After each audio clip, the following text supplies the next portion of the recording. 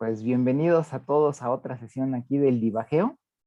Tenemos el gusto de contar ahora con Azara de la Torre. Azara de la Torre es una experta también en geometría conforme y ecuaciones diferenciales parciales. Ella hizo su doctorado con María del Mar González, se llama, ¿verdad? Sí, tu tutora, que también es otra de las personas así súper pros en geometría conforme y ecuaciones diferenciales y todo esto. Y Azara se está estrenando también ahorita como profesora de tiempo completo en la Universidad de Roma, La Sapienza. Entonces eso me da mucho gusto, Azara, que ya bien merecida tu plaza. Y nos va a hablar en esta ocasión de si es posible estudiar ecuaciones semilineales y no locales usando geometría conforme. Entonces, te lo dejo a Sara, son todos tuyos. Muchísimas gracias, Juan Carlos. Muchísimas gracias por la invitación. Es un placer para mí poder hablar un poco de geometría conforme en este seminario Divadeo, que además me encanta el nombre. Y bueno, muchísimas gracias también por la introducción y por dar la enhorabuena por la plaza. Como bien ha dicho Juan Carlos, voy a hablar sobre el estudio de ecuaciones derivadas parciales usando la geometría conforme. Y bueno, no he puesto los colaboradores, la gente le hace muchas gracias cuando pongo mis colaboradores, pero porque voy a citar muchos trabajos, y bueno, cada uno ha sido en colaboración con gente distinta, iré diciendo cada uno de ellos con quién es. Y nada, antes de nada, pido disculpas si digo alguna palabra en inglés o en cualquier idioma, que suele pasar, pero intentaré eh, usar el español la mayor parte del tiempo. No estoy acostumbrada a charlar en español. Y bueno, también os pido que por favor, si tenéis cualquier duda, cualquier cosa, que me interrumpáis las veces que haga falta y cuando queráis. Para mí es siempre un placer poder responder dudas, así que por favor, cualquier cosa, interrumpirme si veis que sigo, pararme y gritar o algo, que si miro la pantalla no veo si alzáis la mano. Así que sin más, empezamos, voy a dar un poco de motivación y bueno, lo primero, como hay gente de análisis, gente de geometría conforme, de geometría, perdón, pues deciros qué es la geometría conforme, sobre todo para los de análisis, ¿no? Pues bien, cuando la motivación viene de la dimensión 2, cuando nosotros estamos estudiando la superficie o en dimensión 2 tenemos el teorema de uniformización que nos da una clasificación completa de todas las superficies que son de Riemann con esa. Y sabemos que la curvatura escalar tiene que ser positiva, cero o negativa. Esto quiere decir que son conformalmente equivalentes a la esfera de Riemann, el plano complejo o el disco unitario. Si nosotros ponemos esto junto con el teorema de Gauss-Bonnet, obtenemos un invariante conforme que nos conecta a la geometría y la topología de cualquier superficie compacta. Pero ¿qué pasa? Estos son dos teoremas maravillosos que nos dan una clasificación completa, pero solo funciona cuando estamos en dimensión 2. ¿Qué pasa si vamos a dimensión más alta? Si estudiamos el caso de dimensión 4, entonces tenemos toda una teoría paralela gracias al desarrollo de la curvatura que ha sido desarrollada por Alice Chan y la definición de que usa el operador de Panay. Y en lugar del teorema de Gauss-Bonnet, usamos el teorema de Chen-Gauss-Bonnet. Pero, de nuevo, esto solo sirve en dimensión 4 y nosotros vivimos en dimensión 3. Entonces, ¿qué pasa cuando estamos en dimensión 3 o cuando estamos en cualquier otra dimensión? Pues ahí vamos a lo que se llama el problema de Yamabe, que se pregunta si nosotros tenemos una variedad, porque ya estamos en dimensión más alta y tiene una métrica dada, podemos encontrar una variedad que sea conforme a esta, pero que tenga una curvatura constante. ¿Qué significa que sea conforme? Porque sea conforme significa que exista una transformación que me lleve de una métrica a otra que conserve los ángulos. Y esto es simplemente cuando escribimos la métrica que exista un factor positivo que relaciona las dos métricas. ¿Por qué esto es importante? Por ejemplo, si nosotros queremos ir de, no lo sé, de Italia a México, pues necesitamos un mapa, ¿vale? Ahí vamos con el avión y no es tan fácil, pero si queremos coger el coche después necesitamos un mapa para ver dónde vamos. ¿Qué pasa? Que, bueno, ahora llevamos el smartphone, pero el smartphone tiene una pantalla plana, y nosotros nos estamos moviendo en 3 dimensiones. Necesitamos transformar la Tierra, que es una bola, en un plano. Pero claro, si nosotros transformamos más los ángulos, no vamos a llegar donde queremos llegar. Voy a acabar dando una charla, pues no lo sé, en Argentina en lugar de México, no lo sé. Pero necesitamos conservar los ángulos para llegar al sitio que queramos. Entonces, estas eh, transformaciones conformes es algo que surge en la vida diaria, no es algo que se estudia matemáticamente y que no existe, que no lo podemos ver en el día a día, ¿no? ¿Y por qué queremos transformarlo en algo que tenga una curvatura constante? Pues porque es mucho más fácil estudiar algo que tiene una curvatura constante que algo que tiene una curvatura no constante. Entonces, por eso queremos transformar en curvatura constante. Vale, pues este es el problema de Yamabe. Si nosotros tenemos la variedad, una variedad riemanniana, compacta, de dimensión mayor o igual que 3, nos preguntamos si existe una métrica que sea conforme a la dada y que tenga curvatura escalar constante. Cuando nosotros pedimos un factor conforme positivo, podemos ponerlo siempre como una potencia. Es simplemente una forma de escribirlo y podemos escribirlo así por convención porque es más fácil, ¿vale? Para luego las cuentas que el factor conforme sea escrito de esta forma. Esto es un problema geométrico, pero cuando nosotros escribimos usando símbolos de Christoffel y cómo se escribe la curvatura y demás, podemos transformar nuestro problema en, en el estudio de una ecuación en derivadas parciales. Y lo que necesitamos es encontrar una solución para esta EDO que tenemos aquí y que tiene que ser smooth y positiva.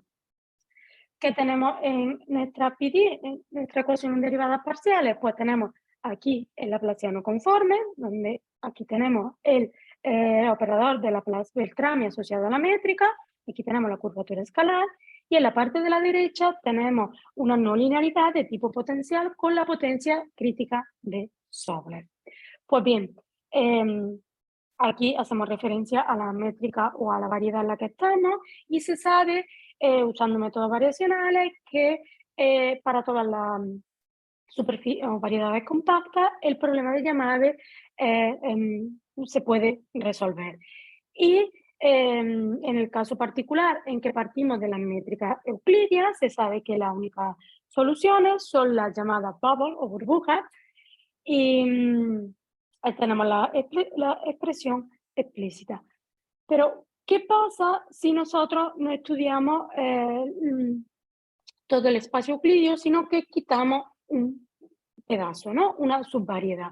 Pues en ese caso, gracias al resultado de Shen and Zhao, se sabe que el problema se puede resolver si, solo si la subvariedad que estamos quitando tiene dimensión menor o igual que n-2 partido por 2. Y bueno, las soluciones han sido construidas y se saben cómo son. Una pequeña nota o algo que tengo que decir es que, vale, nosotros nos vamos a restringir siempre al caso de curvatura positiva. En el caso negativo las cosas son un poco distintas. Aquí el estudio de edificio cuando la curvatura es positiva, pero si nosotros miramos desde el punto geométrico, lo que esto significa es que, okay, nosotros estamos pidiendo que la curvatura de la que partimos tiene que ser una curvatura escalar positiva. Y esto en realidad es esto significa que la variedad de la que estamos partiendo es convexa. Estamos haciendo suponiendo una convexidad bastante fuerte. Entonces, en un intento de debilitar esta hipótesis de convexidad, se han desarrollado unas nuevas curvaturas que se llaman curvaturas no locales, y se llaman curvaturas no locales porque normalmente la curvatura es una cosa local, ¿no? Depende de la curvatura de una variedad, solo mira lo que está pasando en el punto. Pero en cambio, estas curvaturas no locales necesitan lo que está pasando en toda la variedad para calcularse en un puntito. Y estas curvaturas, ¿vale? Utilizan todo, pero mágicamente recubren todas las curvaturas que se conocen. Por ejemplo, nosotros llamamos curvaturas fraccionarias y tenemos este gamma aquí, que es una fracción, representa una fracción, pero en el caso en que la fracción sea 1, tenemos la curvatura escalar, en el caso en que sea 2, tenemos la curvatura, y en el caso que sea un medio, tenemos, salvo constante, la curvatura media. Pero bueno, ¿cómo se definen estas curvaturas? Estoy diciendo que son locales, que son cosas no locales, ¿cómo se definen? Pues estas curvaturas, si nosotros nos vamos al caso de RN, que es el caso modelo, el operador que vamos a utilizar, el operador no local modelo, que es el laplaciano fraccionario.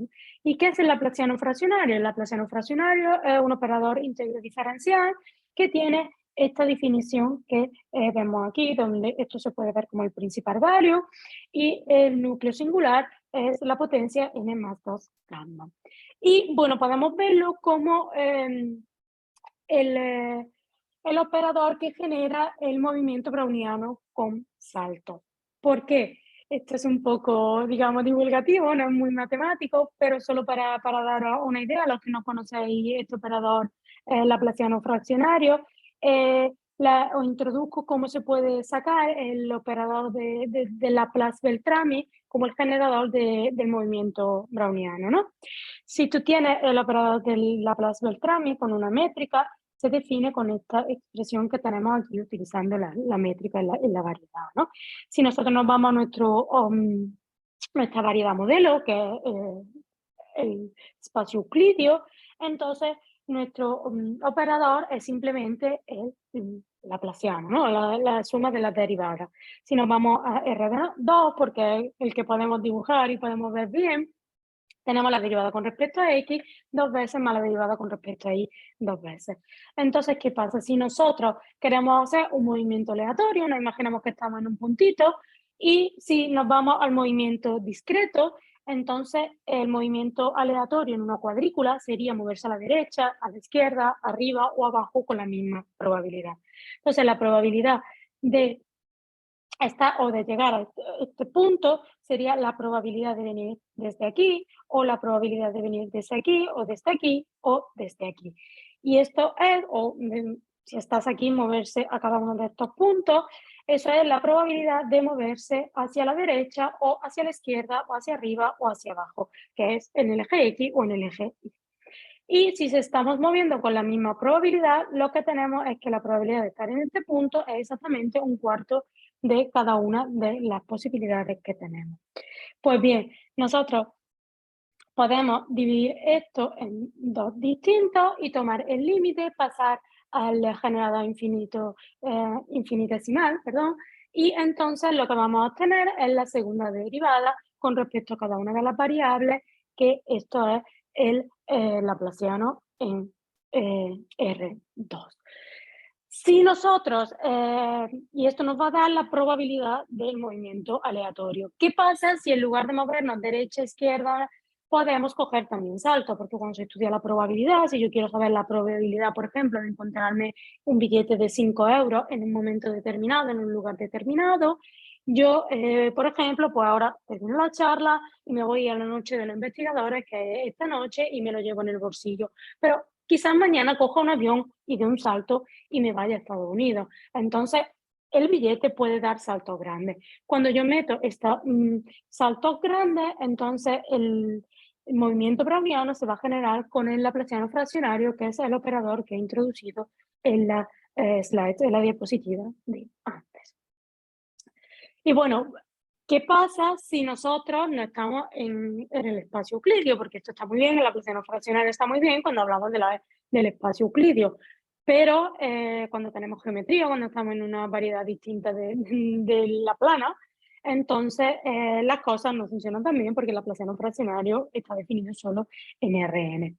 Pues bien, no quiero dar demasiadas cosas técnicas porque esto sí que es bastante técnico y entra demasiada teoría la teoría de scattering y un montón de geometría, pero lo que voy a decir es que de igual manera que tenemos el laplaciano fraccionario en Rn, se puede definir un operador no local que en el caso en que tenemos el gamma igual a 1, que si recordamos cuando dije que este gamma que representa la fracción me dará la curvatura escalar en el caso de gamma igual a 1, en este caso me va a dar el laplaciano conforme, que es el operador que veíamos antes en el problema de Yamabe, pero que en general no tenemos fórmulas explícitas. Pero sí que tenemos un problema de extensión que utiliza lo que he dicho de la teoría de scattering. ¿Y qué es este problema de extensión? Pues bien, si nosotros vamos al laplaciano fraccionario, que es el caso modelo que vamos a ver siempre, tenemos el laplaciano fraccionario Y en el Laplaciano fraccionario yo he dado la definición de un operador íntegro diferencial. Pero en realidad en el Laplaciano fraccionario podemos encontrar tres definiciones que son equivalentes. La primera de ellas es con el núcleo singular, con un operador íntegro diferencial, como he dicho. La segunda es el operador cuyo símbolo de Fourier es 2 gamma. Y la tercera, que yo la conozco como la extensión de Caffarelli Silvestre. Hay gente que no le gusta, me pido perdón si hay alguien en la audiencia que no le gusta, pero yo lo he aprendido de ellos y lo llamaré así siempre. Y bueno, lo que dice es que si nosotros queremos calcular este operador laplaciano fraccionario en Rn, podemos coger y resolver un problema en una variedad de dimensión 1 más, tomando la variable positiva, y resolvemos este problema de divergencia y luego podemos recubrir el laplaciano fraccionario como un operador en el borde. Esto lo definimos como un operador de Dirichlet a Neumann, porque nosotros fijamos el dato de Dirichlet y obtenemos el operador como un dato de Neumann. ¿Qué pasa en el caso en que tenemos geometría? Para que os hagáis una idea. Pues lo que pasa en el caso que tenemos geometría es que nosotros vamos a tener una variedad, o que le vamos a llamar esto M, que es el borde, en el interior X, que tiene una dimensión 1 más, M es el borde, que tiene dimensión M, y definimos una función definidora, que es algo positivo en el interior, que mide como la distancia al borde, para que me entendáis. Y entonces nosotros, utilizando un problema de divergencia en todo el interior de la variedad, en todo esto podemos recubrir como dato en el borde el laplaciano fraccionario conforme. Y lo único que va a pasar es que en el caso en que tenemos geometría, en lugar de tener solo la divergencia aquí tendríamos ρ, que es la distancia al borde, la y esta será ρ, y ahora vamos a tener un término que depende de la geometría de la variedad en el interior. Pero tenemos una extensión parecida a la de Caffarelli Silvestre. Pues bien, una vez que hemos definido este operador, que no lo he definido, pero bueno, he dicho que existe, me creéis, por favor, si no, no puedo seguir. Una vez que tenemos este operador definido en una dimensión más, pues nuestra variedad va a ser el borde de una variedad de dimensión más, y que es el operador no local. Este operador se puede definir para todo gamma entre 0 y la dimensión del borde dividido por 2. Nos vamos a restringir entre 0 y 1 para esta charla, porque vienen muchísimas tecnicalidades que no quiero meterme, entonces nos restringimos a gamma entre 0 y 1, donde la extensión es exactamente esa que he dicho y no aparecen más términos. Y bueno, como he dicho,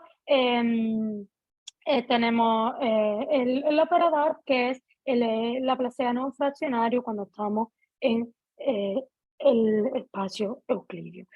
Que es una cosa muy importante de este operador, y por eso se llama de hecho laplaciano fraccionario conforme, pues una propiedad conforme. Y es que si nosotros tenemos dos métricas que representan dos variedades, ¿no? Nosotros estamos representando la variedad con la métrica, y que son conformes, y conformes me refiero a que existe un factor positivo que la relaciona, y vamos a tomar este factor, ahora con el gamma porque estamos en el caso fraccionario. Entonces podemos calcular el operador fraccionario conforme, la presión fraccionaria conforme, en una o la otra, utilizando esta regla conforme, este factor conforme aquí. Y una vez que nosotros tenemos el operador definido en nuestra variedad, podemos calcular la famosa curvatura fraccionaria aplicando el operador definido en nuestra variedad a la función constantemente igual a 1. Entonces, si yo aquí cojo la función igual a 1, aquí la función igual a 1, entonces aquí me va a dar la curvatura asociada a esta, aquí me va a dar el operador aplicado a la W, y esta la paso aquí. Y lo que me da es esta ecuación que tengo aquí. Y si yo prescribo esta curvatura de aquí, lo que voy a obtener es exactamente el problema de Yamave fraccionario, que está prescribiendo la curvatura esta que sea constante. Entonces, este es el problema de Yamave. Me restringo al caso euclidio y busco una métrica que sea conforme a la dada y que tenga curvatura fraccionaria constante y positiva. Cuando paso a un punto de vista analítico, la EDP que obtengo ahora es esta de aquí. Tengo el laplaciano fraccionario conforme, como estoy con la métrica euclidiana del laplaciano fraccionario, y de nuevo tengo la no linealidad de tipo potencial con el exponente crítico para Sobolev. ¿Qué pasa en el caso euclidio general? Pues de nuevo sabemos que las únicas soluciones son las llamadas bubble, que son las burbujas que representan la métrica esférica. Pero, ¿qué pasa si nosotros quitamos un pedazo a la esfera, no? Pues en este caso es un poco más complicado y si asumimos que la curvatura fraccionaria es positiva, que parece ser que es más débil que la curvatura escalar positiva, no está del todo probado, pero hay bastante gente trabajando en ello y parece ser que sí, que va a ser así, esperemos. Entonces, podemos resolver el problema y necesitamos que se satisfaga esta desigualdad que hay aquí, donde n es la dimensión de la variedad en la que estamos trabajando y k es la dimensión de la subvariedad que estamos quitando, y esta gamma es la función gamma. Y bueno, en particular, esto se satisface cuando tenemos que la dimensión es estrictamente menor que n menos 2 gamma partido por 2. ¿Okay?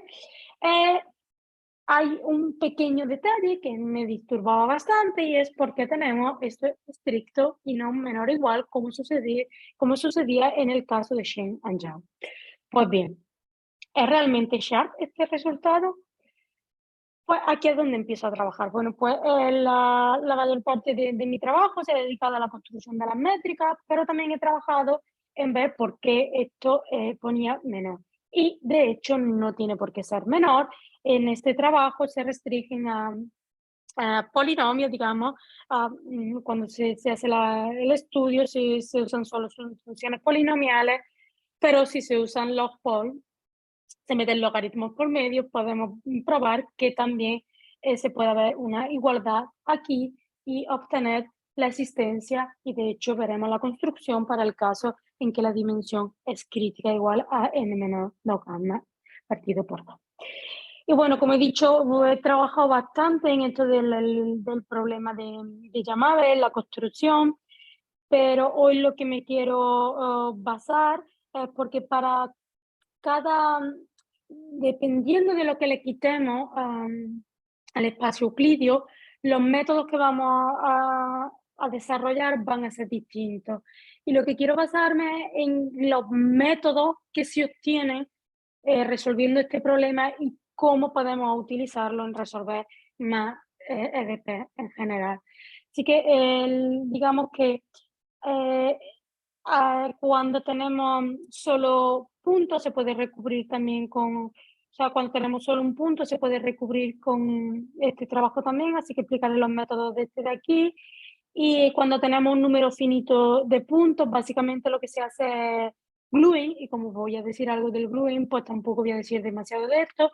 Sí que diré algo de aquí, pero solo la parte en la que utilizamos la geometría conforme. Y bueno, para esta construcción, como ya he dicho, el método principal es el método de gluing. ¿Qué es el método de gluing o de pegado? Pues bien, se basa en que tú tienes que tener, básicamente, tú quieres construir una solución para una ecuación, ¿no? Pues imagina que tienes algo que es casi una solución. Ahora tienes que perturbar un poquito y te da solución. Pero primero tienes que encontrar la existencia de esta perturbación y bueno, digamos el segundo, primero tienes que encontrar algo que sea casi solución. Entonces, ¿qué es lo que hacemos? Vamos a irnos primero al caso modelo y vamos a ver si encontramos ahí una solución que nos pueda servir para todos los casos, para todas las variedades, ¿no? Entonces, nuestra ecuación es esta de aquí, donde aquí tenemos en principio la potencia crítica para Sobolev. Nos vamos al caso modelo y vamos a remover la subvariedad que le quitamos a Rn, Rk. Y vamos a encontrar una solución que decae rápidamente. Se puede encontrar, no es trivial, pero la encontramos. ¿Qué pasa si ya tenemos una solución aquí? Pues ahora lo que vamos a hacer es que vamos a utilizar, bueno, vamos a utilizar esta solución para encontrar una solución en todo el espacio. ¿Cómo? Nosotros, imaginarse que en lugar de tener eh, esta variedad, ser la variedad plana, ahora tenemos una variedad que tiene geometría, ¿no? Que tiene curvatura, que se mueve, que no es recta. Pues tú le puedes hacer un entorno tubular alrededor de esto y cuando tú cortas, digamos así, un corte, lo que ves, esto será el entorno tubular, es como si fuera Rn menos un punto, pero el punto es de dimensión K. Entonces, lo que vamos a hacernos, utilizando el entorno tubular y las coordenadas de Fermi, vamos a estudiar el problema en codimensión Rn menos K menos este puntito de aquí. Por supuesto, toda la geometría va a estar detrás, nos va a dar errores, pero vamos a evitar technicalidades. Vamos a decir que podemos hacerlo así. Entonces, vamos a utilizar esto, lo vamos a pegar a todo Rn y esta va a ser la solución aproximada que vamos a utilizar. Pues bien, nosotros tenemos nuestra solución aproximada y ahora tenemos que perturbarla. ¿Cómo se hace esto? ¿Cómo se utiliza este método de Gluing del que estoy hablando? Pues la idea del método de Gluing es que tú tienes tu ecuación no lineal, pero linearizas alrededor de la solución que tienes aproximada. Tú tienes que encontrar tú tienes que encontrar la perturbación de manera que te dé que es una solución real. Entonces, ¿qué es lo que haces? Linearizas alrededor de tu solución y te queda que tienes que resolver que U es una solución exacta si solo si resuelve esta ecuación, donde aquí tienes el linearizado alrededor de tu solución, tienes una parte no lineal y un pequeño error. Y ahora, si eres capaz de demostrar que este operador lineal y linearizado alrededor de la solución es invertible, entonces tú te pasas todo esto a la parte de la derecha, lo inviertes y ahora, si has sido suficiente inteligente eligiendo la solución aproximada, puedes ver que esto es una contracción y puedes ver la existencia de un punto fijo que te da la existencia del phi que al perturbar te da la solución exacta. Hasta aquí todo muy bien, la teoría es muy bonita, pero hay que demostrar que el operador lineal es invertible. Por ejemplo, cuando teníamos un número finito de puntos y el operador no era invertible, tenías que encontrar las soluciones del linearizado y proyectabas y lo resolvía. Era un follón de cuentas, pero salía. Pero ¿qué pasa cuando tú estás quitando una variedad de dimensión no cero? En ese caso, el operador va a ser invertible, pero hay que demostrar que el operador es invertible. Y esto ha sido quebradero de cabeza para mucha gente que no ha conseguido resolverlo. Y aquí es donde entra en juego la geometría conforme y por lo que os he dicho todo este rollo de la geometría conforme y he metido tanta geometría cuando estoy estudiando una EDP. Pero gracias a esto vamos a ver los métodos que son nuevos y que nos van a resolver muchas EDP, aunque no vengan de geometría. Pues bien, la idea es, nosotros lo que estamos buscando es, nosotros tenemos una variedad con una métrica y buscamos otra variedad que tiene una métrica conforme a esta y con curvatura constante. Pero si yo encuentro una métrica que es conforme a otra que es conforme a esta, entonces va a ser conforme porque conforme es conforme, es un factor positivo, ¿no? Entonces lo que voy a hacer, voy a transformar todo mi problema en Rn, que aunque parece más fácil, no sabemos resolverlo en Rn, lo vamos a resolver en otra variedad donde sí que somos capaces de resolverlo y que es conforme a la variedad euclidia menos lo que estamos removiendo. Entonces, ¿qué es lo que removemos? Removemos una subvariedad de dimensión K, que está entre 0 y n menos 2 gamma, partido por 2, y aquí tenemos que coger el estricto, y nos pasamos al laplaciano fraccionario conforme en el cilindro. y vamos a ver cómo. Y es un nuevo operador no local íntegro diferencial. Pues bien, ¿por qué podemos hacer esto? Pues podemos hacer esto porque nosotros tenemos la presión fraccionario en Rn. Le vamos a quitar una subvariedad y bueno, no lo he dicho, lo he escrito en la ecuación, pero no lo he dicho. Nosotros queremos que la métrica explota cuando estamos cerca de la singularidad, porque lo que le estamos quitando es donde queremos que sea la métrica singular. Le vamos a quitar este pedacito y vamos a escribir nuestra métrica euclídea vamos a estudiar el problema en la codimensión, como había dicho antes, utilizando el entorno tubular, ¿vale? Entonces, aquí vamos a estar en dimensión Rn menos K menos el 0. Y tenemos la métrica euclídea porque seguimos en Rn menos algo. Pero, ¿qué pasa? Que nosotros podemos escribir nuestra métrica euclídea, la podemos escribir en coordenadas polares como diferencial de el radio al cuadrado más r cuadrado diferencial de θ cuadrado. Si nosotros ahora cogemos y hacemos el cambio de Ender-Fowler, este cambio de variable, lo que vamos a obtener aquí es, cuando se hace el cambio, viene de nuevo un factor e elevado a menos t, diferencial de t cuadrado, este va a ser elevado a menos t cuadrado, perdón, aquí va a ser elevado a menos t cuadrado, y esta métrica la tenemos dividida por r cuadrado, que se da elevado a menos t cuadrado. Entonces cancelamos todos los factores que aparecen y lo que nos queda es directamente diferencial de t cuadrado más diferencial de θ cuadrado. Esto quiere decir que es la métrica cilíndrica, con lo cual podemos ver que la métrica euclídea es conforme a la métrica cilíndrica. Y vamos a transformar nuestro problema, que era en Rn, a un problema en el cilindro. Entonces, ¿qué es lo primero que tenemos que hacer? Muy bien, yo he dicho voy a transformar mi problema en un problema en el cilindro, pero yo voy a utilizar la ecuación fraccionario conforme, que es un operador que he dicho que no tiene expresión explícita y que no se sabe cómo se define. Pues bien, lo primero que tenemos que hacer es ver que está bien definido en el cilindro y dar una definición, ¿no?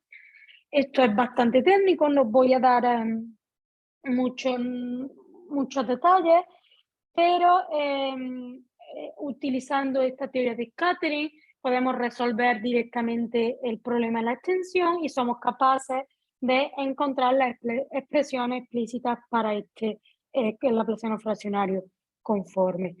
Y lo bueno es que como nosotros si vemos la métrica aquí, la métrica cilíndrica, tenemos una métrica que es diagonal, ¿no? Entonces podemos proyectar sobre los autovalores, los autoespacios asociados a las autofunciones del laplaciano esférico. Y básicamente esto se traduce cuando nosotros estamos resolviendo la ecuación en la extensión, que podemos utilizar separación de variables. Podemos separar la variable t de la variable esférica. Y podemos resolver explícitamente la extensión utilizando el símbolo de Fourier. ¿Puedo hacer La una transformada de pregunta? Fourier.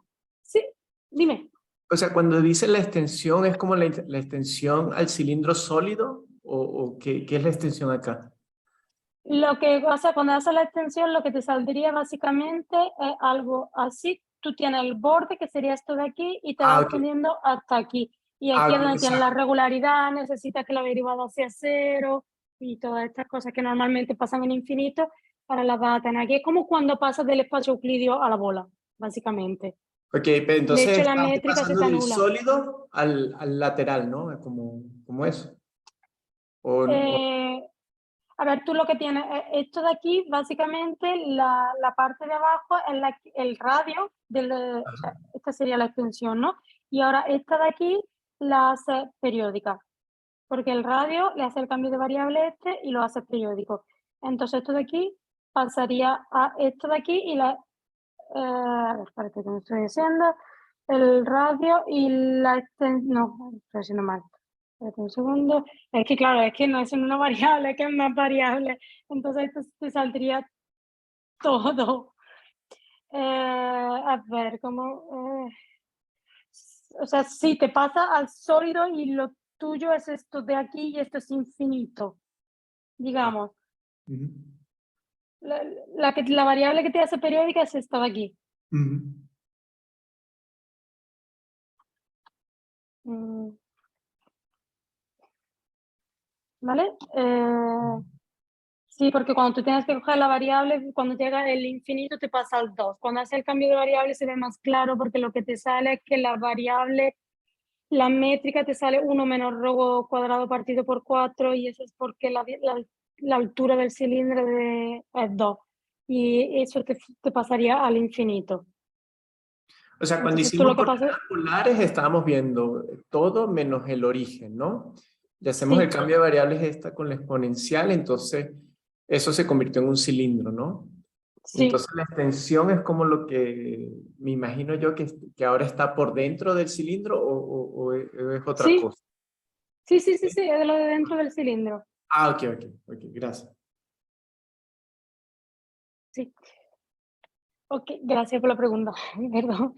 Ok, entonces ahora, una vez que tenemos esto, cogemos y podemos calcular el símbolo de Fourier de nuestro operador. Si recordamos, cuando definíamos el Laplaciano fraccionario, en Rn teníamos 3 definiciones distintas. La primera era con el operador íntegro diferencial, la segunda era con el símbolo de Fourier y la tercera era con la extensión, ¿no? Pues la extensión es la que usamos, pero que no es explícita, ¿no? Es lo único que sabemos cuando estamos en un operador distinto. Y esta es la que utilizamos cuando, para definirlo, ¿no? Es la que resolvemos. Usando esta y usando la proyección sobre los autovalores, autoespacios, perdón, conseguimos el símbolo de Fourier de cada una de estas proyecciones. Y, por último, utilizando la expresión íntegro diferencial y haciendo los cambios de variables que hemos estado haciendo aquí, podemos conseguir una expresión íntegro diferencial con un núcleo distinto del Laplaciano fraccionario, pero que es mejor. ¿Por qué es mejor? Si nosotros observamos aquí, si recordamos el Laplaciano fraccionario, teníamos un operador íntegro diferencial, que era la función evaluada en un punto para el otro, y un operador y un núcleo singular con la potencia n más 2 gamma, ¿verdad? Abajo. Pues bien, aquí, si vemos, tenemos un término lineal y un núcleo singular. Pues bien, este núcleo singular, cuando estamos cerca del 0, se va a comportar como el núcleo del Laplaciano fraccionario en dimensión 1. ¿Por qué esto mejor? Porque ya no va a ser crítico para los embebimientos de Sobolev, porque estamos como si estuviéramos en dimensión 1, pero en realidad estamos en dimensión n y nos va a dar compacidad y existencia de soluciones. Cuando estamos en infinito tenemos decaimiento exponencial. ¿Qué puede ser mejor que el decaimiento exponencial? Nada, es todo perfecto, pero a cambio tenemos un término. La vida es dura, no puede ser todo tan bonito, aparece un término más. Pero bueno, podemos vivir con ello. Tenemos nuestra expresión íntegro diferencial, tenemos nuestro símbolo de Fourier y tenemos la extensión. ¿Qué es lo que hacemos? Vamos a transformar nuestra EDP no local en un sistema infinito de oros, de segundo oro. ¿Por qué? Oye, Porque vamos a perdón, esto. ¿puedo hacer una pregunta? Sí, En esta sí, fórmula que tienes de tu PMK gamma aparece al final este nuevo término, ¿no? Lambda n gamma. sí, ¿Ese lambda n sí. gamma qué es? ¿Es una constante? ¿Es un coeficiente? ¿Es Es una positivo? ¿Qué es? constante, sí, es una constante positiva, explícita y, bueno, depende de en realidad es la misma constante que viene con el del Laplaciano fraccionario y la tienes que multiplicar por algo. Depende un poco de la normalización que utiliza para el Laplaciano fraccionario.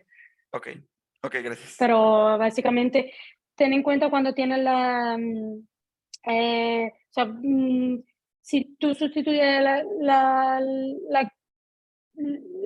solución constante, te tiene que dar que esta tiene que ser igual a la constante que tenga en la derecha cuando tiene el exponente crítico. Si es distinto, va cambiando. Ok. Pero simplemente la constante de normalización de la Laplaciano fraccionario es explícita. Y ¿por qué tenemos infinitas ecuaciones diferenciales de segundo orden? Porque están asociadas al número de polos del operador. ¿Y por qué? Esto es un poco técnico, voy a intentar dar la idea principal sin entrar en demasiados detalles. Pero si nosotros nos vamos al caso local, el Matteo-Paccar, ellos, ¿qué es lo que hacen? Pues bien se pasan si tú escribes en la ecuación en coordenadas polares y utilizas soluciones radiales, tú puedes transformar esta ecuación, este es el operador de cuando lineariza la parte no lineal alrededor de la solución, y tiene que es una ecuación de segundo orden. Entonces tú sabes que las ecuaciones de segundo orden, ordinarias, están gobernadas las soluciones por lo que se llama initial roots, que no sé cómo se dice en español, perdón. Pero son las soluciones que son totalmente la potencia pura, ¿no? Las dos potencias puras. Y los exponentes de la potencia van a estar dados por el comportamiento de la solución en infinito y en cero. Entonces, ¿qué es lo que pasa? Si nosotros sabemos que todas las soluciones van a estar gobernadas por estas, nosotros podemos utilizar espacios pesados, pesándolos con estas potencias, de manera que la única solución de la ecuación homogénea va a ser la solución cero, porque si fueran más pequeñas no las comemos con esto. ¿Qué pasa cuando nos vamos al caso no local? Pues bien, tú tienes tu EDP, tú pasas a radiales, sabes que las soluciones son todas radiales, sabes cómo se comportan, que existe una potencia que es toda la parte singular, y luego existe una solución que está limitada entre dos constantes, lo usas todo, escribes en coordenadas polares, pero te sigue quedando una EDP. ¿Por qué? Porque estás utilizando una variable más y te sale una EDP. Entonces no se puede hacer nada y esto es lo que daba más problemas. ¿Qué es lo que sabemos? Pues sabemos que existe un problema que es conforme, que en lugar de NRN, si lo resolvemos en el cilindro, entonces lo que tenemos cuando utilizamos todo esto es nuestro operador menos un potencial que cuando estamos cerca de cero y cerca de infinito se puede acotar por una constante. Entonces, ¿qué es lo que pasa? Si nosotros aquí sabemos que las initial roots nos dan el comportamiento de todas las soluciones. ¿Por qué no intentamos encontrar la initial roots aquí? ¿Cómo se comporta la initial root? La initial root son los complejos conjugados de los polos del símbolo de Fourier. ¿Qué pasa? Que si nosotros nos vamos a estudiar los polos del símbolo de Fourier, encontramos que tiene infinito. Entonces, si tiene infinito, no podemos controlar con infinito. Pero lo importante es que si tú te pones a mirar cómo son todos los polos de este operador, ¿vale? Son infinitos, pero puedes controlar todos ellos con 2. ¿Por qué? Porque cuando tú haces el estudio de todos los polos, te das cuenta de que el primero siempre va a ser, bueno, aquí me estoy restringiendo al caso estable. ¿Qué significa el caso estable? El que sea estable o no depende de la dimensión de la subvariedad que estás quitando, que te va a hacer que básicamente la desigualdad de Hardy te dé la estabilidad o no. Si estás quitando más dimensión, te va a pasar a la... O sea, si es más grande, pues te va a pasar al estable, cuando está cerca del crítico va a ser no estable. Si es no estable, simplemente estos dos están aquí, pero bueno, la idea es la misma, así que hago el dibujo solo porque me tengo que restringir a uno de los dos. Entonces sabes que el primero es pure complex, está aquí. Luego sabes que existe un número de polos que tienen parte real y parte compleja, pero sabes que, bueno, siempre son simétricos con respecto a todos los ejes, pero sabes que son un número finito de ellos. Y después, de nuevo, sabes que va a pasar a que son totalmente complejos. Y no solo eso, porque tiene infinito, pero sabes que no se van a acumular, que va a haber una distancia entre ellos. Entonces, lo que eres capaz de hacer utilizando el teorema de los residuos, básicamente tú puedes hacer la integral haciendo bolitas cuando estás aquí en el eje, porque nunca se te van a acumular. Entonces puedes siempre hacer una bolita y sacar una representación de Green, digamos, que es lo que he intentado representar aquí. Lo que consigue hacer es sacar una solución particular y luego, de hecho, que no lo he puesto aquí, pero quizás sea interesante para varios de vosotros, utilizando una cantidad browniana, utilizando el hamiltoniano, utilizando varias cosas, eres capaz de demostrar que todas las soluciones tienen que ser de esta forma, o sea, que tiene una solución particular, pero que en realidad todas las soluciones se pueden representar de esta forma. Pero lo principal es eso, que tú, el que te va a importar al final, va a ser el que está más cerca porque es el que va a controlar todo, porque va a ser el más fuerte, porque es el más grande. Y este de aquí, este polo de aquí, es el que te va a permitir definir los espacios pesados en los que tú puedes invertir tu operador. ¿Ok? Entonces, eso es como lo resolvemos para la dimensión crítica, pero ¿qué pasa cuando la dimensión no es crítica? Cuando tenemos, o sea, cuando la dimensión es crítica, pero ¿qué pasa cuando la dimensión es crítica? ¿Por qué no podíamos utilizar nada de esto? Pues bien, si nosotros nos vamos al caso local, la ecuación de Yamade, en el caso este particular, fue resuelta por Packard, pero utilizó espacio, o sea, el gluing con espacio LP. Yo, si alguien lo quiere hacer, bienvenido sea, pero intentamos hacerlo. Si ya las cuentas, cuando teníamos la dimensión que no era crítica, eran horribles, solo con potencia, si te metes a meterle el logaritmo con todas las derivadas, eso es mortal, no fuimos capaces. Entonces, ¿cómo hacer eso en el caso no local? Es casi imposible. Entonces, vámonos acerca de la singularidad, que es lo importante, porque la geometría realmente juega un papel importante, te tira ahí. ¿Qué tenemos cuando estudiamos la ecuación localmente cerca de la singularidad? Entonces nos vamos a Dirac en el 83, que lo hizo, pero utilizó ODI, como siempre, todo con ODI para el caso local. ¿Cómo se puede hacer? De hecho, él puso una pregunta, ¿cómo se puede hacer con otro método? Pues bien, lo primero que hicimos fue estudiar el caso local de manera bastante más fácil que el artículo de Packard. Porque lo que hicimos es, vale, estamos en el caso estable. La desigualdad de Hardy nos da la estabilidad del operador, del linearizado. Vamos a utilizarla, vamos a utilizar el truquito del entorno tubular, trabajar en la codimensión y vamos a definir espacios pesados utilizando pesos que utilicen logaritmo, pero espacios L infinito que no tienen derivada.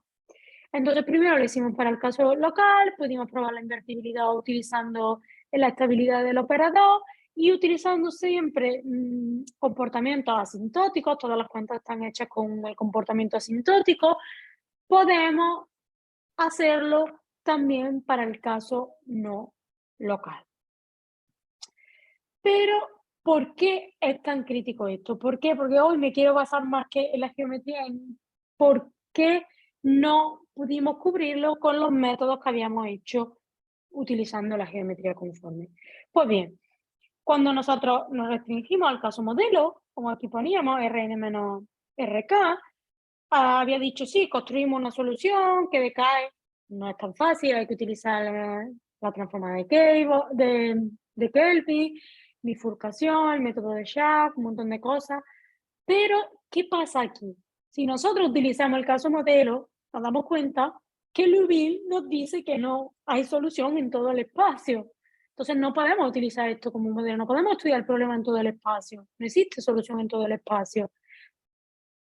Además, nos damos cuenta que si nosotros queremos estudiar soluciones que son solo potencias, nos va a dar la solución fundamental, con lo cual no nos vale.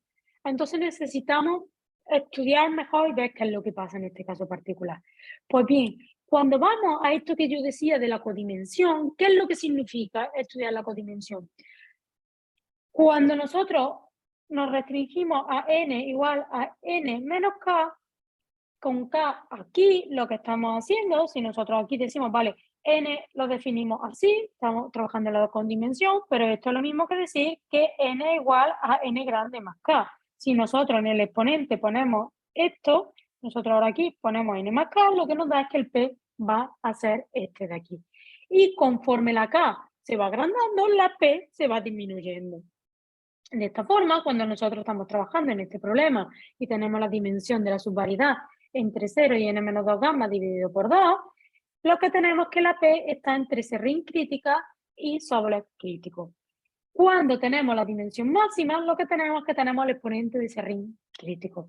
Aquí hemos visto que tenemos la solución que decae y que decae rápidamente, podemos utilizar la geometría conforme. Aquí no podemos utilizar nada de eso y de hecho no sabemos ni siquiera cómo definir esto. Entonces, vamos a ver dónde está el problema. Vamos a ir al caso local y vamos a entender qué es lo que está pasando, porque las cosas que pasan en el caso no local pasan también en el caso local. ¿Cómo podemos intentar entenderlo? Pues si nosotros nos vamos a lo más fácil, la bola, estamos en la bola, estamos con el laplaciano, el caso local. Cuando usamos el for change un variable, pasamos a que esto de aquí en realidad lo podemos ver, esta U es en el espacio euclidio, la V está en el cilindro, sacamos toda la parte singular fuera con la potencia, lo que tenemos es que aquí se convierte en una EDO, tal y como había dicho antes. Es una EDO con coeficientes constantes. ¿Qué pasa? Que el término este de aquí tenemos que es positivo cuando la P, o sea, de hecho, mayor o igual que 0 cuando la P es menor o igual que el crítico para Sobolev. De hecho, en el crítico de Sobolev este va a desaparecer. Pero este término de aquí tenemos que es positivo cuando es mayor o igual que Serrin. Entonces, ¿qué es lo que pasa? Que cuando tenemos que es igual, se anula. Entonces, sí, va a ser muy distinto si este término está aquí o no está aquí. ¿Por qué? Porque cuando nosotros estudiamos el comportamiento cerca de la singularidad, que con el cambio de Ender-Fowler es cuando t va a más infinito, sabemos que nuestras soluciones van a decaer, porque esto se sabía por resultados previos, y sabemos que si la solución decae, si este término está aquí, pues este se cancela y esto de aquí nos va a dar el comportamiento cerca de la singularidad. De hecho, se va a comportar así. Con la potencia va a ser el comportamiento singular y luego constante. Pero si este término no está aquí, el comportamiento no lo va a dar el siguiente término. Entonces vemos que aquí ya aparece el comportamiento determinado por esto en el caso local. Y vemos que el exponente de ese ring es muy crítico ya en el caso local. Cuando pasamos al caso no local, tenemos las cosas más complicadas, pero el fondo es el mismo. Nosotros tenemos nuestro operador, este de aquí, que es un operador integral diferencial, la aplicación fraccionaria, hacemos el cambio de Ender-Fowler, pasamos del espacio euclidio al cilindro, la potencia en factor conforme, utilizamos la geometría conforme y lo que nos queda es esta ecuación de aquí proyectada sobre los modos. Si nos basamos en las soluciones radiales, que para nuestra ocasión sabemos que son radiales, tenemos que coger el modo 0 y sabemos cómo se comporta este núcleo. Y de nuevo tenemos este término que está aquí, que era el término que antes no quería decir demasiado, porque lo quería explicar aquí, que sabemos que este término sí va a ser positivo cuando tenemos que el exponente es mayor o igual que el término de ese ring. Cuando tenemos que, o sea, cuando estamos quitando de una subvariedad de dimensión 0, nos va a salir la misma constante del laplaciano fraccionario, pero se va a ir cambiando cuando le voy cambiando la dimensión de la subvariedad. Y aquí, este término se me va a anular cuando llego al exponente de ese ring. Y no va a estar aquí. Entonces, los estudios previos que había nos decían cómo era el comportamiento cerca de la singularidad cuando teníamos que este término estaba aquí. Pero si este término no está, no se sabía cómo estudiar. Y ahí es donde entramos la parte más interesante de este nuevo trabajo con Harvey-Chan. Oye, ¿Qué? Azara, Dime. ya nos queda poquito tiempo, te falta mucho para... Vale. Ahorita dices que va Acabo la después parte... de esto, os explico ¿Sí? esto y acabo. Sí, gracias. Vale, pues entonces, ay, perdona, porque aquí parece que son y 41 y me he liado con la hora, pero ya veo la hora, acabo enseguida. Cuando tenemos este de aquí es completamente nuevo. Y de hecho, la cosa más importante es que conseguimos hacerlo con el estudio de una EDO de primer orden. Está muy chulo porque conseguimos un resultado nuevo que de hecho hay un resultado que de Wei and Bu que lo hicieron más o menos a la vez que nosotros, un pelín antes, pero lo hacen con la extensión y unas semanas después de nuestro trabajo apareció otro preprint que lo hace utilizando también otros métodos distintos.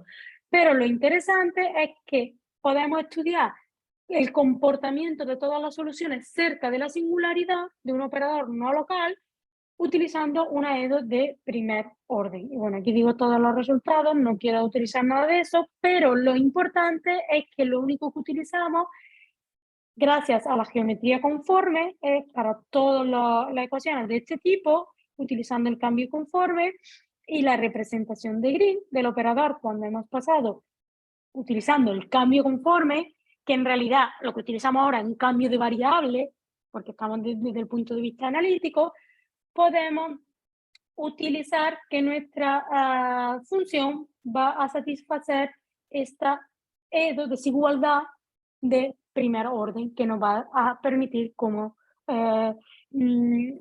estudiar el comportamiento cerca de la singularidad. Y bueno, estoy fuera de tiempo. Lo último que quería decir era también el estudio de cómo se comportan las singularidades, pero me parece que ya me he pasado bastante, así que os doy las gracias y perdonad por pasarme de tiempo.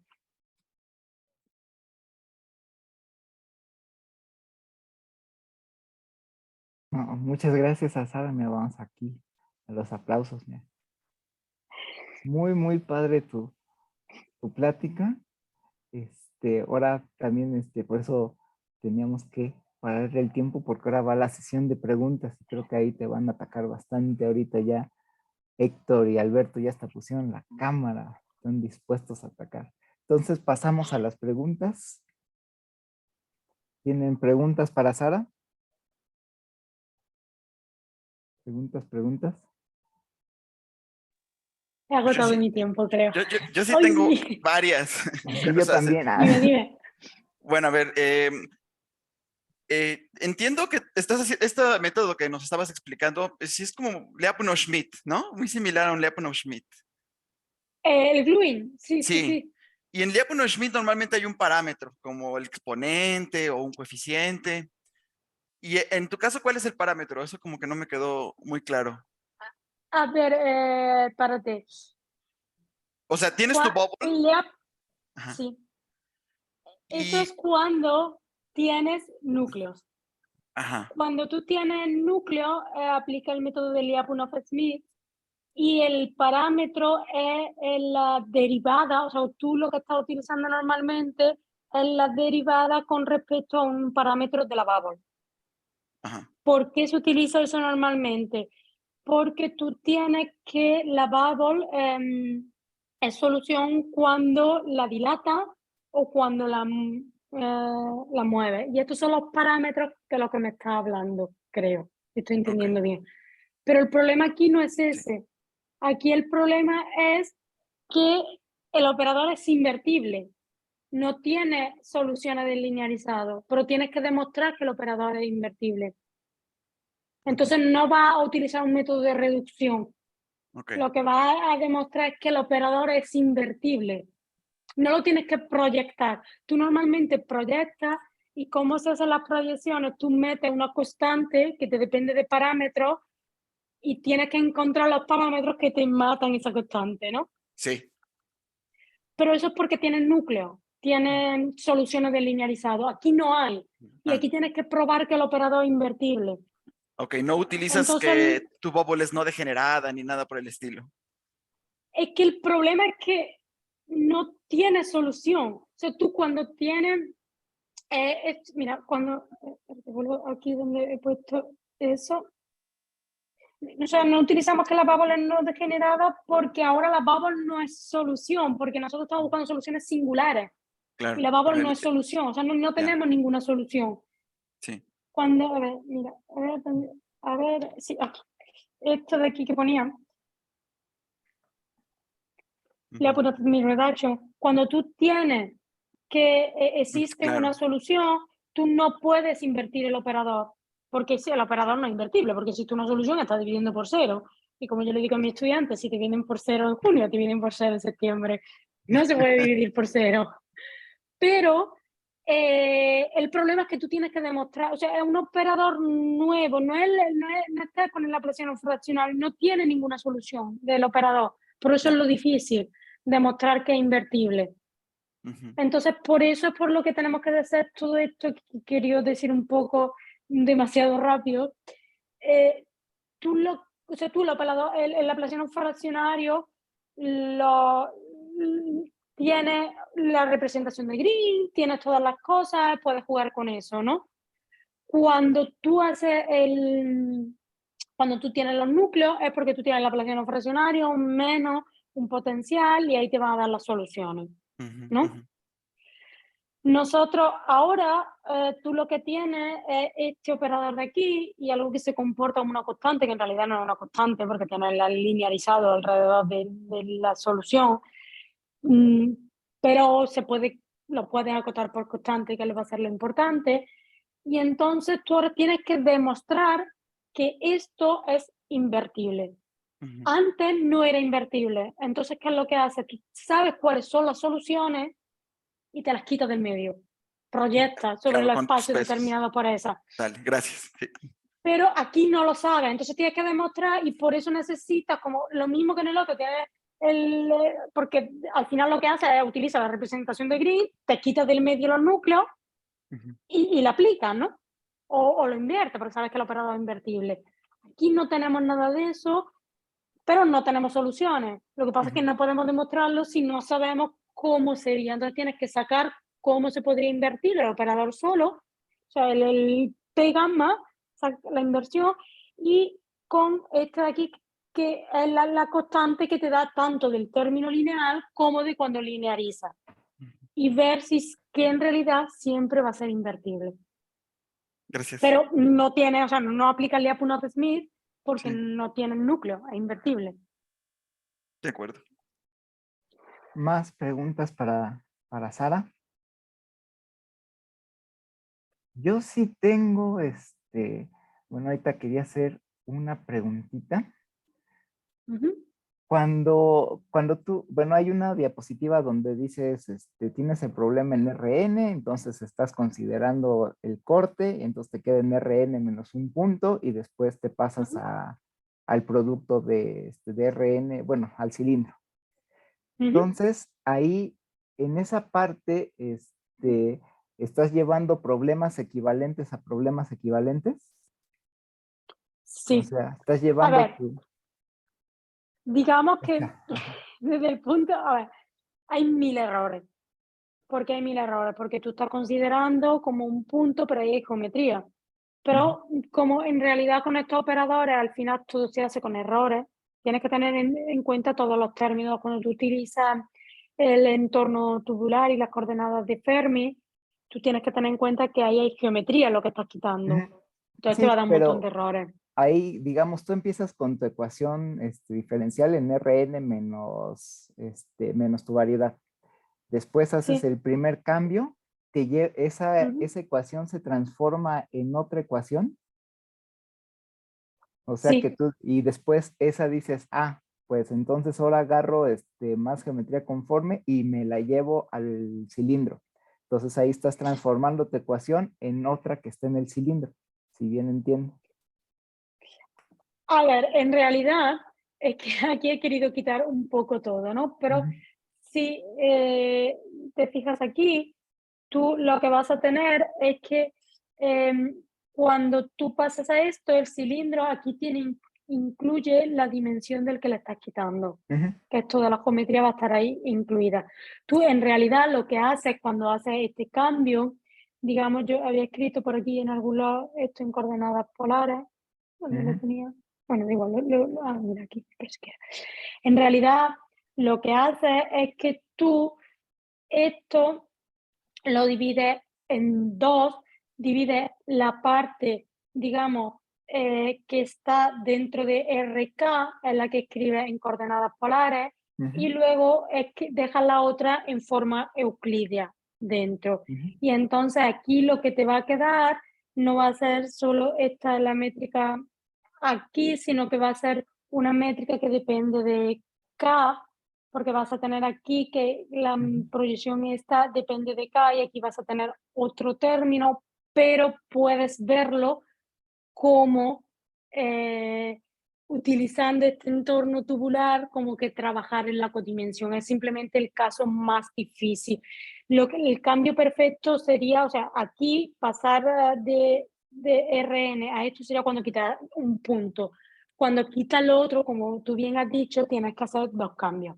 Lo que pasa es que no he querido meterlo para no poner mucho más follón, pero aquí en realidad sería esta G0 que he puesto aquí, no sería el cilindro, sino que sería una GK, porque depende de K, porque aquí tendrían la métrica que depende la métrica esférica con el n menos k incluida. Y tendrías que volver a hacer el otro cambio. Entonces, como tú dices, sí que serían 3. El cambio como 1 es solo cuando quita un punto, Y que es ahí, como cuando se trabaja la codimensión. y ahí tú dijiste, bueno, vamos a aplicar coordenadas polares y lo que dices es, no se pudo reducir a una ODI porque pues teníamos como que 2 términos, ¿no? Más o menos Vale, así. a ver, Que dices que queda aquí como lo que una digo es, PDI. a ver, tú aquí lo que haces es que cuando tú tienes aquí, tú en realidad cuando pasas a coordenadas polares, tú aquí te queda, que es la ecuación esta que he puesto, y que esto lo he explicado al final, por si Ujú, llegaba, ujú, que no he llegado, pero en realidad cuando tú tienes, en el caso clásico, tú cuando tienes esta EDO, que es cuando estás quitando ujú, un punto, ¿no? Que es el caso ese simplificado, tú a lo que llegas, cuando tienes de hecho la potencia crítica, si no te va a aparecer otro término aquí, lo ujú, había ujú, puesto cuando explica la diferencia con el caso crítico. Lo que te queda es esto así, ujú, ¿no? ujú. Pero tú ahora lo que tienes es el laplaciano fraccionario. En realidad lo que te queda, lo he puesto aquí en algún lado cuando estaba explicando, es esto de aquí, que Ujú. aquí tiene que te depende de todo. Tú no tú Sí, tienes una EDP, no tienes una EDO, tienes una ecuación no local. Si ya, lo claro. pasas a algo local, lo que te queda es una variable más, si lo quieres localizar con la extensión. Ya, Pero ya, tienes el ya. laplaciano fraccionario, por mucho que lo escribas en coordenadas radiales, que de hecho tenemos la expresión para coordenadas radiales del laplaciano fraccionario y todo, pero igualmente te queda no te queda una EDO, te Ujú, queda sí, una una cosa ecuación. medio gachita. Ajá, una íntegra diferencial. Sí, de hecho, es que aquí, si te fijas, o sea, si tú estás utilizando solo radiales, vale, pero es que de hecho, aquí te está incluyendo todas las proyecciones. Ujú, Si sabes que son las soluciones solo radiales, vale, aquí tienes que solo te depende de T, lo tienes bien definido y es explícito todo, pero aún así lo que tiene es este monstruo. Esto ujú. no es una EDO, o al Sí, menos sí, no sí, son las no. EDO que estudiamos en el colegio, en la Ajá, universidad. sí, ya, ya, ya. Es no Va, local, digamos. sí, órale, va. Más preguntas para Sara. Yo tengo una. En una de tus diapositivas pusiste que Q gamma positiva podía ser más débil que una Q positiva usual. Y yo quería saber Sí. si ya hay alguna especie como de evidencia o algo que sugiera que esto va a ocurrir.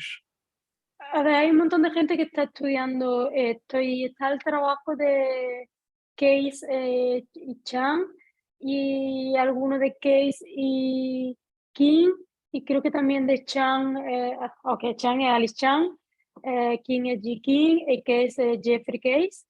Y ellos lo que demuestran es que parece ser que el operador de Panet sea positivo, o el fraccionario sea positivo, va a implicar que si tú tienes que el orden mayor positivo, pero siempre necesitan más hipótesis. Entonces el problema es que hasta ahora todas las con distintas hipótesis y sale, pero no está probado en el caso general que realmente te implica que te vas a dar la esa positiva. Ojalá, sería muy chulo porque en realidad estas curvaturas, vale, generalizan, pero desde el punto de vista geométrico queda un poco vago, ¿no? Sería muy chulo si fuera realmente una cosa de convexidad mucho más débil y que te implica siempre. Por ahora todos los resultados que hay van en ese sentido, pero siempre necesitan asumir cosas que son un poquito, no queda claro todavía que vaya a ser así. Oye, Sí. y estas ecuaciones casi ordinarias, ¿no? Como ordinarias fraccionarias, ¿no se les ha demostrado propiedades como de unicidad o que se comportan como ordinarias normales? O sea, ¿Qué, la qué potencia, ecuaciones? esta que tienes aquí, por ejemplo, ¿no? Ay, Hay que borrar esto para que a mí no se me vea. Esa es básicamente una ordinaria, ¿no? Porque nada más tiene una variable. Sí. Digamos, Sí, el problema es que es no, no local. claro. Ahora, Y unice. en un mundo ideal, uno esperaría que este tipo de ecuaciones se comportara como las ordinarias normalitas en el sentido, por ejemplo, de unicidad o A de... ver, tenemos algún resultado de unicidad. Ah, Algún resultado tenemos. De hecho, hemos probado algo de unicidad con más peso para conocer la desigualdad de Caffarelli con Nirenberg.